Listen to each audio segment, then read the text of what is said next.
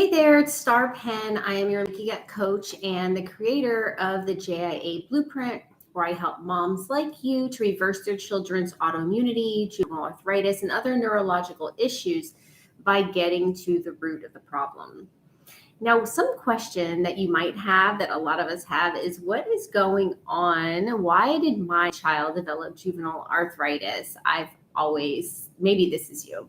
I've always fed them a healthy diet. I leaned towards organic and natural. I'm aware of harsh chemicals and, more gentle naturopathic, remedies and things like that. And then my child got this autoimmune disease. Like, how did this happen?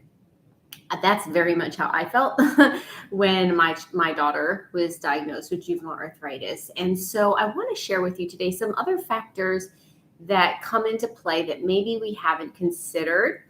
Before I do that, would you please do me a favor and like and subscribe to this channel? Please share my video with somebody who you think it might benefit, so that way more people can get this valuable information. Okay, so let's get back into that question. How is it that my family, my child, compared to all these other people, I live so healthy. How is it that my child developed juvenile arthritis?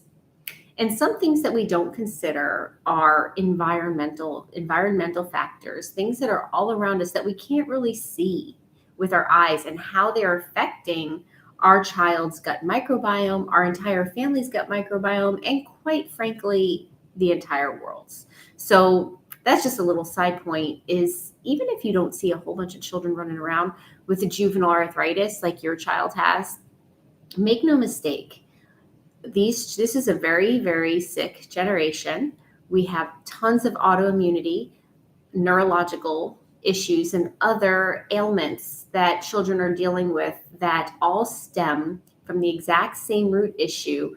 And many of them are caused by environmental factors, things that are going on all around us.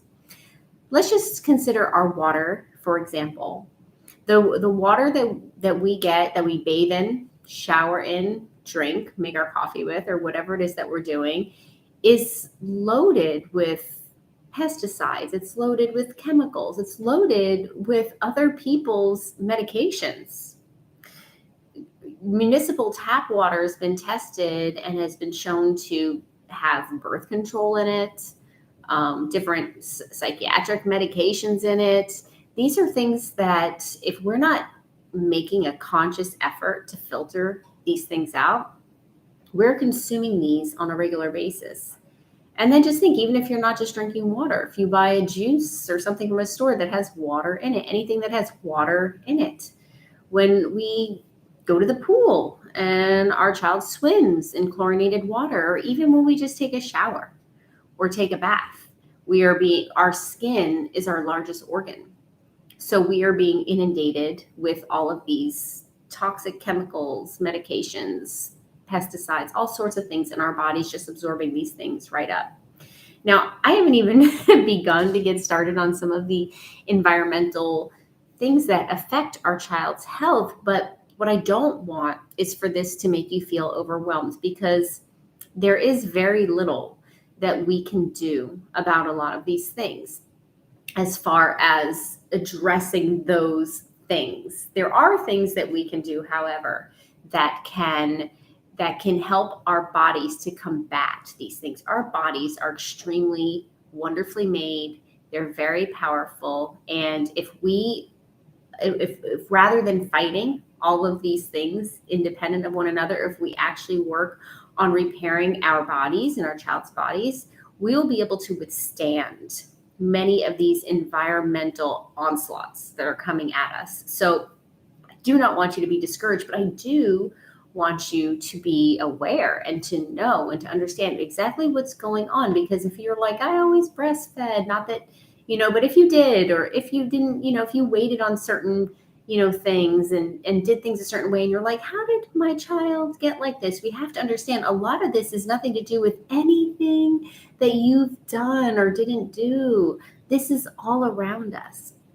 So another environmental factor is just the air that we breathe, not just the air outside, which is being poisoned every day. But what about the air inside?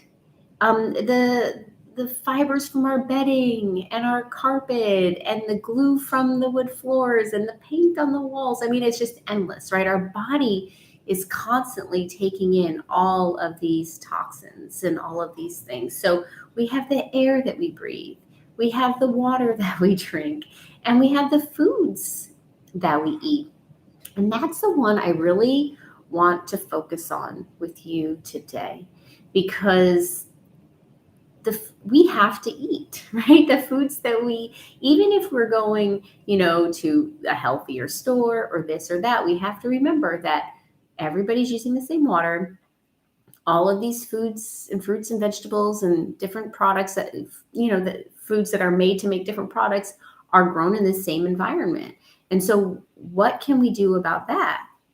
Well, when we look at our food source, this is really something that we want to be aware of, because one of the biggest factors, in my opinion, that is affecting our child's gut health, and which is really the biggest culprit in this boom of autoimmune disease in young ones, is the food that we eat. Now, it's not the particular food. A lot of people choose to stay away from gluten or dairy or sugar in order to get control of their child's autoimmune disease. But what I want to talk to you about is what they put on our foods in order to preserve them, in order to grow them, in order for them to have a longer shelf life, in order for them to make it from point A to point B, in order for bugs not to consume them while they grow. And that is a product called glyphosate. You may or may not have heard of that term glyphosate, or you may have, but it's what is called Roundup, right? Well, maybe we spray our weeds with it, but it's also what every single crop in a lot of the world, but in our country, in the US, is sprayed with. And so it's sprayed with more than once.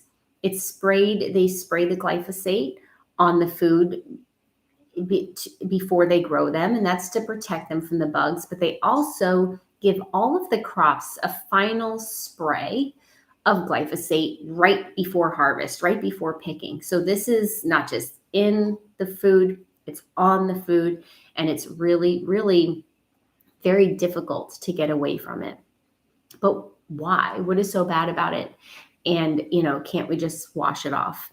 So what I didn't know for a long time is how glyphosate works and why there's this really strong connection between the way it works and what it's doing to our bodies. So what glyphosate does when the bugs eat it is the bugs explode. It explodes the bug, and that's why they don't get to eat our crops, and that's why they can grow so big and why they can last so long. The bugs never get to the crops. And you probably notice that when you go to the grocery store, the conventional foods, I mean, they all look almost near perfect. And, there's more than one reason for that. But one is that, there are no little buggies or wormies or anything around that's going to get in there and eat it, because they come in contact with the glyphosate and they explode. And that's how powerful it is. So when we eat foods, fruits, vegetables, other products that have the glyphosate in and on them, and we consume them, we're much bigger than a bug, but it blows up in our body. It blows these little holes in our gut lining.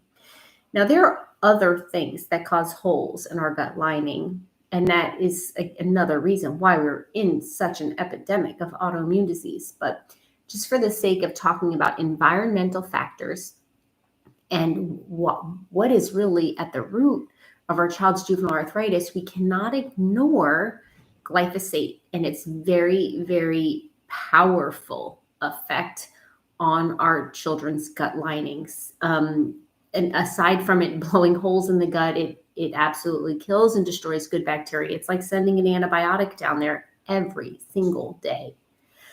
I know it's so overwhelming. It's so overwhelming because you feel like, well, there's nothing I can do about it. There's nothing to be done, but that's not true. We're definitely not going to, we're always going to be fighting, it's going to be an uphill battle, I should say.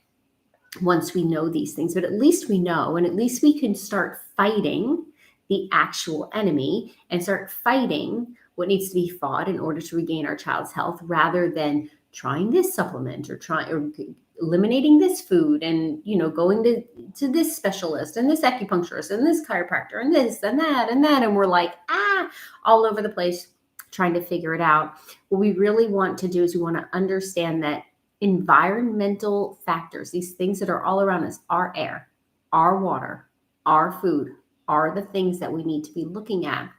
And while we cannot change the quality of our municipal water source, we can't do anything about the air around us, and we definitely can't do anything about how our food is brought to us. What we can do is we can start to reinforce our body in relation to these things, so it is better equipped to withstand this onslaught of all these environmental factors, things that are coming into our world and making us sicker.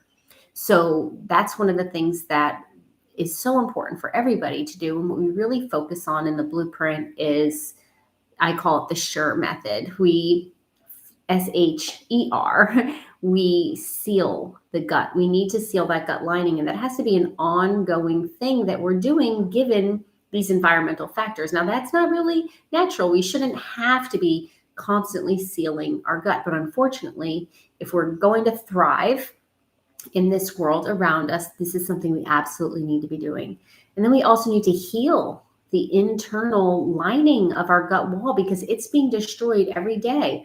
The water, the food, the air, it's being beat down and destroyed, and it's allowing pathogens to rise up in our gut lining. And a lot of times these pathogens come to the surface in order to fight some of these things that are going on, but they also have a negative role where they also can bore holes into our gut lining. So we really need to get a handle of that. We need to seal, we need to heal, we need to eliminate, and that's get rid of a lot of these negative players inside our child's gut lining. But we need to know how and when and why to do that, because like I mentioned, a lot of them have come to the surface for a reason. They're there because the good bacteria is deflated and they just don't even have the tools to fight something like this. But some of these uglier guys and these bad guys that already exist in the body, they can fight some of these heavy metals. They can fight, some of this mold and toxins. So they come up. So we want to know, how do we eliminate them and eliminate them safely, so that way we don't mess up the one good thing that they're actually doing, right? And then we need to restore. And restore is, rebuilding that microbiome in the body and getting it healthy again. So this is an ongoing thing. Once we attain that level of health and we got this like machine going against this onslaught around us, this isn't something that we necessarily are thinking about all the time, because we're not doing it. We're not in a sick state trying to get healthy. Once we get in that healthy state, it's more a matter of maintaining, which is much simpler to do. The hard part is just getting there and restoring everything back to the way it should be. And then with all of that, we can't forget the detox component. That's where a lot of people go wrong. They try to do all of this leaky gut stuff and, different supplements and different things. And I'm not big on supplements personally, because we need to eat anyway. Our food should be our medicine. And a lot of these supplements have nothing but preservatives, fillers. They do not even do what they say they're going to do. It's not an FDA regulated industry, but that's another story altogether. But we're doing all these things. We're like, okay, leaky gut, but we don't realize that there's this whole other issue of getting these toxins out. And our children, with all of these environmental factors that are coming down on them, their detox pathways, just like a filter in the air conditioning unit, they get clogged. Their detox pathways are clogged. If your child has juvenile arthritis, a neurological issue, any other autoimmune issue whatsoever, you can be sure that their detox pathways are clogged. They are. And so that needs to be addressed too. So we have all these environmental factors. And of course, this is not by any means an exhaustive list of things that are affecting our child's health, but these are 3 big major ones that we want to address. And we want to address, yeah, we can get water filters. We can do that. Yeah, we can get cleaner paint and more natural wood floors, or, whatever. We can go and buy organic, but until we fix our child's body and restore it to its healthful state, we're always going to be playing whack-a-mole with all these other things, where those efforts are going to be pretty wasted if we don't do the internal work, the SURE method that I talk about. Okay, so I hope this information was helpful. Please do not let it overwhelm you. It's my hope and prayer that it empowers you, gives you the knowledge that you need, so that way you can have confidence to go after the actual real culprit and do the work that you need to do. Because Mom, only you can heal your child's juvenile arthritis. It really is on us moms to do that. Alrighty, well, I hope this information was helpful. Again, please like and share this with as many people as you think it would benefit. And I look forward to seeing you on my next video. Okay, bye.